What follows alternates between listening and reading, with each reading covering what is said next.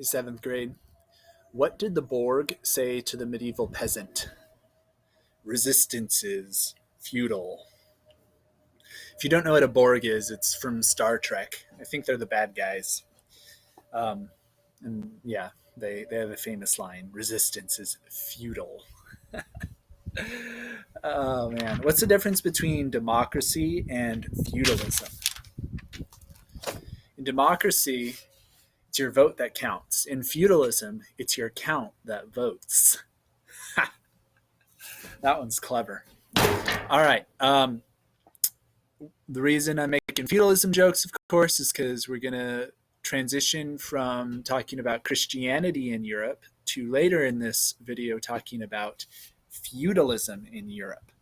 So in the last video, I was talking about Pope St. Gregory the First, as well as St. Patrick and St. Boniface, and how they laid the groundwork for Christianity to grow as the dominant religion in all of Europe. And this is what ends up happening. So in Europe, after the fall of the Roman Empire, there's different tribes and kingdoms that sprout up. And all these tribes and kingdoms have different cultures and different languages. But because of the work of the missionaries and the monasteries and the Catholic Church, Europe becomes basically completely united under the Catholic Church, under the same religion. Now, this isn't true everywhere in Europe. As we know from our study of the Byzantine Empire, Eastern Europe mostly remains Eastern Orthodox, so not part of the Catholic Church. After the Great Schism, they're not part of the Catholic Church. And Spain, as we know, has a heavy Muslim population, but the rest of Europe is Catholic. All right, and we have a special term for how we describe Europe at this time, because even though they have different cultures and traditions and languages, they do have a common identity as Catholics, and so we refer to Europe as Christendom because of that. Right, so Europe falls under the title of Christendom. This refers to all Christians in the world at this time who are part of the Catholic Church. Okay, I did want to make another point about St. Boniface because it is an important detail. So remember, St. Boniface is responsible for converting the Netherlands and Germany to Christianity, away from the pagan religion in which they worshipped the Norse gods and followed the Norse myths. Sorry. So, like St. Patrick, St. Boniface was strategic about it. He gained the trust of the local pagan leaders, whether these are tribal leaders or kings or queens. And by gaining their trust and converting them or converting people around them, this eventually caused other people to follow suit. Usually when the leader of a tribe adopts a certain religion, his family does this, and then everyone else in the tribe does this as well. Right? Another thing that St. Boniface does is he tries to make Christianity more appealing to pagans by adopting certain pagan cultural practices in Christian terms. So the most famous example of this is the Christmas tree. Right? In the Norse mythology, that pagan culture, the evergreen tree was used to celebrate something called the winter solstice, which usually occurred in late December. And so the pagan Norse culture would decorate these evergreen trees to celebrate the winter solstice. And thanks to St. Boniface and other Christians, they adopted this pagan practice and Christianized it by saying, well, instead of celebrating the winter solstice, why don't we decorate trees and celebrate Christmas, the birth of Christ? Right? So things like that were adopted into Christian practice. So even though St. Boniface was very much against pagan culture and idolatry, I mean, this is why he chopped down the oak tree, because he said it's really, really bad that you guys are worshiping these pagan gods, right? He did know that in order to evangelize, it was important to retain aspects of pagan culture that were not offensive to Christianity. And so things like the evergreen tree became part of Christmas because of this. All right. So the church, as it's spreading throughout Europe, is teaching it is the only source of total spiritual truth. Right? So the church at this time, and even to this day, teaches that the Catholic Church is the only place where you can find the complete totality of God's revelation to mankind, right? And therefore, it has absolute teaching authority over all baptized Christians. Right? Likewise, the Catholic Church is also really the only place in Christian Europe where you're going to see any serious academic work being done. So this meant that the church had control over basically all of European education at this time. So kings and their kingdoms, tribal leaders and their tribes were very dependent on the church for academic knowledge, for education, and of course for knowledge about Christian spirituality. So even kings had to submit to the church's authority. So basic, you guys of course know what the church teaches, the basics of Christianity, but we do need to know what basics the church was teaching to these pagan peoples. So when the church was evangelizing these pagan tribes and kingdoms, they weren't teaching them all the details about the different books of the Bible and all of the sacraments right off the bat. They started off by giving them the basics of Christianity. And basically what they said is there is an afterlife, there's a heaven and a hell, and the way you live your life on earth determines if you go to heaven or to hell, right? If you behave in accordance with the laws of God and you are baptized, you go to heaven.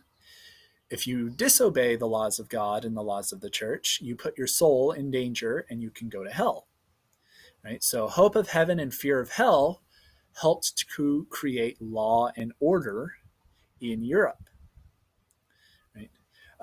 So Christians were saying, if you are a member of Christendom, if you are baptized and you obey the teachings of the church, you can hope that you will go to heaven. And then they said, if you're outside of Christendom, meaning if you are a Jewish person, a Muslim, or a pagan, then your soul is in danger because you reject baptism. You reject the teachings of the church. Right? So this unity of belief helped to unify Europe, helped to create law and order in Europe. So these tribal factions would be less likely to fight one another, right? They saw themselves as brothers and sisters in Christ. And so if you see your neighbor as an object of love rather than as a rival for land or resources, you're not going to go to war with them. Christianity also taught, of course, that human beings are sinful and weak, and therefore we need God, and God is the source of grace. How do we access grace? Through the 7 sacraments, right? And so we use the sacraments in order to receive salvation. And of course, you can't receive the sacraments independently of the church, so it made people dependent on the monasteries, on the convents, on the priests, on the deacons, on the bishops, and of course on the Pope in order to receive the sacraments. So the church became very powerful this way. Right? So it's very important to understand that the mere fact that the church had so much power and had so many people dependent on it doesn't mean that the church was bad or evil. While it's true that many authority figures in the church abused their power. The fact that many bishops and popes were not good people does not mean that the Catholic Church as a whole was like a force for evil in Europe. Right? Sometimes people today try to say the Middle Ages was a really terrible time because the Catholic Church was executing people that rejected Catholicism. This is not true, right? You'll hear about the Inquisition later, and we'll talk about what that was in a later chapter. Right? So people saw that there were big corruption problems in the church. And because of this, many rejected the church and its teachings. But it's important that you realize that because some people in the church, including the popes, were very corrupt at different times, this does not mean that the church was evil at this time. All right, moving on to feudalism. Okay, so we learned about feudalism first in Japan. European feudalism is similar to Japanese feudalism, but European feudalism is a lot stronger than Japanese feudalism. So one of the reasons that Japanese feudalism was kind of weak at different points is because the emperor's power kept waxing and waning. That means at different points in Japanese history, the emperor would become very powerful, right? And then it would become very weak. Feudalism does not work in civilizations that have a strong central government, right? Feudalism needs local landowning lords to be really strong in order for feudalism to function, right? If you have a super strong emperor that has authority over an entire nation, then that means the local landowning lords are not going to be very powerful, and the local peasants and serfs are not going to be as dependent on them because they're going to see themselves as beholden to their king, not so much to their local lord, right?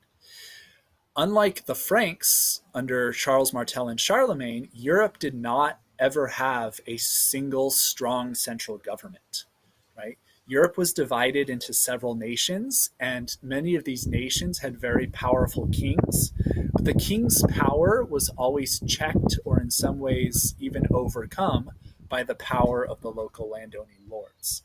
Right? In part, this is because in Europe, the king was seen as being a subject of the Pope. Right? So in Japan, the emperor was not only the leader of Japan, he was also its religious leader. So when the emperor was really powerful, it meant he was like absolutely powerful over everything. In Europe, when a king is really powerful, he's still subject to the law and he is still subject to the church. So the kings of Europe would never, ever, ever be as powerful as the emperor of Japan.